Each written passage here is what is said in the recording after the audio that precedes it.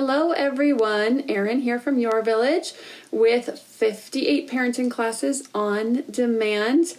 Now I'm going to get back to some basics in these next few videos. We have some basics up there. Today I'm going to talk about praise versus encouragement, and I cover these in several classes and go in more in depth based on how they fit into that subject matter, but I go into it on self-esteem classes. I go into this on the discipline classes, focus on the positive, because this is really a basic part of discipline and parenting and building internal motivation instead of external motivation. I'll talk about that a little bit more.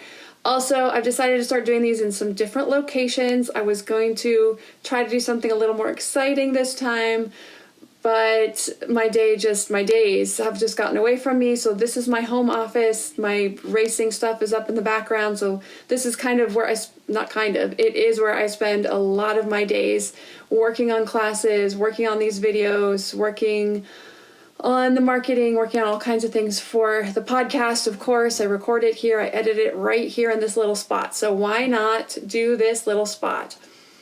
Next time I'll find something a little more interesting around town, I hope, and just do some different backgrounds just for fun, switch it up, make it a little more interesting. Okay, so encouragement versus praise, or praise versus encouragement. Sorry if I have to edit this together a little bit. I've got dogs and kids and they may make a little noise, so there was a door. That should be okay. If there's too much more of that, I'm going to slice this together. Okay, so praise is an expression of approval, whereas encouragement is inspiring and stimulating. So what we want to do is build internal motivation, not external motivation. We want our kids to get to the point where they are doing things because it's fun to do it, because it's fun to learn, for the value they're getting out of it, because of the challenge, because they're helping out the family and that feels good. Not because we told them to do it, not because they're going to get a prize for it, not because they're going to get a big fat pat on the back from us, or because they're going to get a consequence if they don't do it. We want to build that internal motivation. This will happen over time.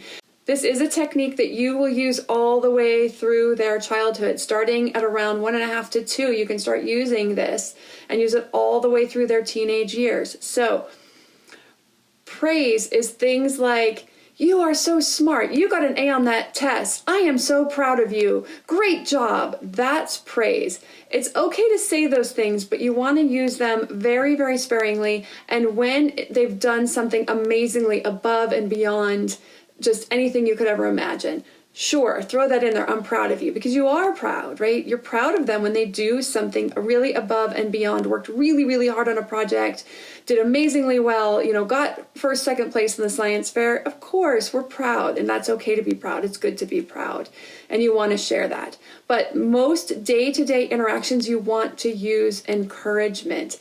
Now, there's a lot of different things that you can think of on this, and I go through like 8 or 9 different things that you could think about or focus on in those classes I mentioned earlier. But just as a couple of those, you want to focus on the process, not the outcome. So for an example, you can say something like, instead of saying like, "Oh, your letters look so perfect," you could say, "You've been working really hard on your letters and they show," or "You've been working so hard on your letters, they look better and better every day." You're focusing on the process of the improvement, not on the outcome of how the letters look.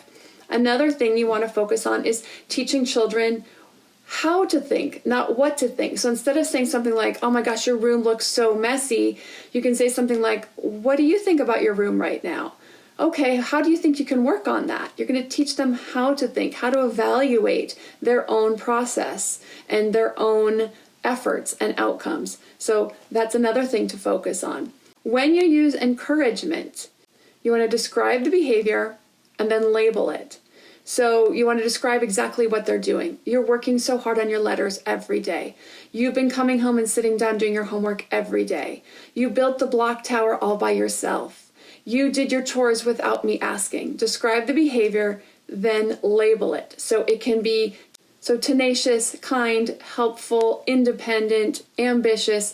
Come up with, and on the classes I actually do have a handout, a list that has a list of like 30 different descriptive words that you can use for behaviors that you see them exhibiting. So something like, "You fixed the block tower after it fell down. That was very persevering." You shared with You shared your snack with your sister. That was so kind. You brought your plate to the kitchen sink after breakfast and cleaned it off. That was so helpful. So you want to lean towards using encouragement rather than the praise. And again, more detail on this is in the classes on self-esteem 0 to 5 and then self-esteem 5+, as well as the positive discipline, focus on the positive class, or discipline tools for toddlers, discipline tools for preschoolers, discipline tools for school age. It's listed in all of those classes as well. Thanks for watching. See you soon.